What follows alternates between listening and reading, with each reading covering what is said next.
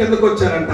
కిందకు వచ్చేసరికి భూమి మీదకి వచ్చేసరికి ఆ విమానం దిగి ఆ రాకెట్ నుంచి వారు ఆ పరిశోధన కేంద్రం నుంచి మరలా వాళ్ళు ఉండేటువంటి స్థలానికి విమానంలో దిగుతూ ఉండగా దేశమంతా ప్రపంచ దేశాలన్నీ కూడా ప్రపంచ దేశాల్లో ఉన్నటువంటి అగ్రగామి సంస్థలన్నీ కూడా ప్రధానమంత్రులతో సహా రాష్ట్రపతులతో సహా పరిగెత్తుకుంటూ వెళ్ళి చుట్టూ నిలబడేసి, అయ్యా ఎంత గొప్ప కార్యం ఇది, ఎంత గొప్ప కార్యం అని చెప్పనని వాళ్ళతో మాట్లాడుతుంటే, మీరు 3,84,400 కిలోమీటర్లు వెళ్ళి అక్కడ ఉన్నటువంటి పరిస్థితులు అధ్యయనం చేసుకుని మరలా సజీవులుగా తిరిగి భూమి మీదకి వచ్చారు.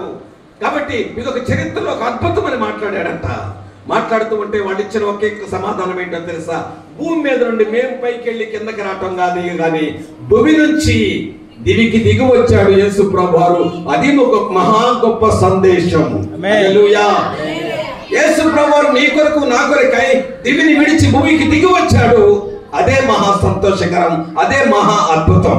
కనుక చరిత్రలో ఇలాగ రాయబడినటువంటి సత్యాన్ని మనం ఆలోచన చేసినప్పుడు, దేవుడు ఇందాక మనం అక్కడ ఉన్నటువంటి ఆ ఫ్లెక్సీలో రాత్రి అంతా మేము తిప్పలపడ్డాం ఆ సెట్టింగ్ రావడానికి. పాస్టర్ గారు మేమంతా బాబు మేమంతా మొత్తానికి అక్కడ రాయబడిన రిఫరెన్స్ ఏంటంటే 2వ అధ్యాయం 11వ వచనంలో దావీదు పట్టణం ముందు చదువుతామా? దావీదు నేడు రక్షకుడు మీ కొరకు పుట్టి ఉన్నాడు. చాలా మంది నేను ఆ మాట అంతా చెప్పను కానీ మీ కొరకు పుట్టి ఉన్నాడు. మీ కొరకు ఫర్ యూ, నీ కొరకు మీ కొరకు అని చెప్పనంటే చాలా మధురంగా ఉంటుంది ఆ మాట. నీకోసమే తెచ్చా ఈ వాచ్, నీకోసమే కొన్నా ఈ కారు, మీకోసమే కొన్నా ఈ ఇల్లు, నీకోసమే చేయించా ఈ నగ, నీకోసమే చేయించా ఈ 3 మేట్ల సరుడు, నీకోసమే తెచ్చా పండకి పట్టు పెద్ద అంచు పట్టు చీర అని చెప్పనంటే వాళ్ళకి ఉండేటువంటి తన్మయం అంతా ఇంత కాదు. ఇవాళ ఈ వ్యాక్సిన్ కదిలితే నీకు 5 స్టార్ చాక్లెట్ అన్నాం అనుకోండి, సంకలు కొట్టుకుంటా ఎగిరి కలుగుతారు.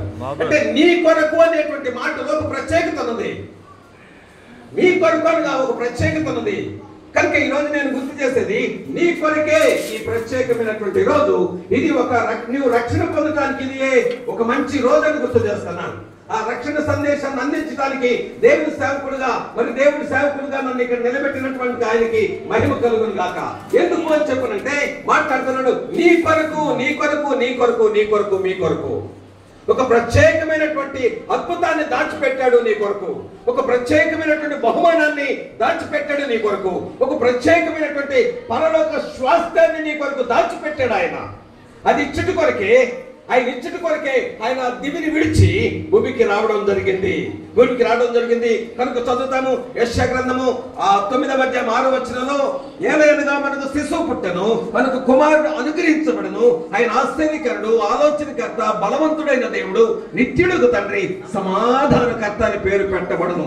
అంటే యేసు ప్రభువారు రాకమునిపే 750 సంవత్సరాల క్రితం చెప్పబడినటువంటి ప్రవచన తీర్మానం ఎవరి కొరకంటే నీ కొరకు నా కొరకే. నేను హిందువుని, నాకు తెలియదు, ప్రభు తెలియదు, నేను దొంగని, నేను సినిమాలు చూసేవాడిని, నేను తిరగబడేవాడిని, భార్యతో గొడవ పడేటువంటి వాడిని, తల్లిదండ్రుల మీద తిరగబడేటువంటి వాడిని, టీచర్ల మీద తిరగబడేవాడిని, కాలేజీలో తిరగబడేవాడిని, మోసంతో సిగరెట్లు తాగి సినిమాలు, గందరగోళ పరిస్థితులు. నా కొరకే యేసు ప్రభువారు ఈ రోజు వచ్చాడు అన్నటువంటి సందేశాన్ని ఎప్పుడైతే నేను విన్నానో ఆ దినాన నేను మార్పు చెందాను. స్తోత్రం చెప్తాం. ఆ వినిన వెంటనే మార్పు చెందగా ఈ జీవితానికి భాగ్యం దొరికింది.